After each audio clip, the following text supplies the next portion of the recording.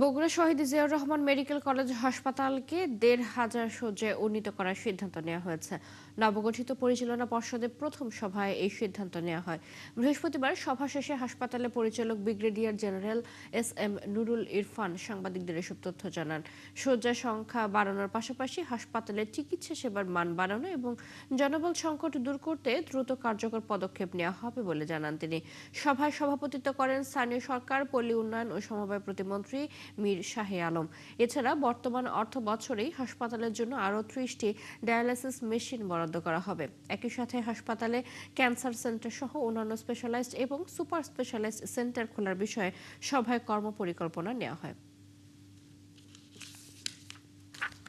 শহীদ রাষ্ট্রপতি জিয়াউর রহমানের নামে নামাঙ্কিত এই হাসপাতালের বগুড়াবাসীর চিকিৎসা সেবা সুন্দরভাবে নিশ্চিতকল্পে বর্তমান সরকার রাষ্ট্র পরিচালনার দায়িত্ব পাওয়ার পরে আজকে প্রথম এই হাসপাতালের ব্যবস্থা কমিটির যে সভা এটা অনুষ্ঠিত হয়েছে।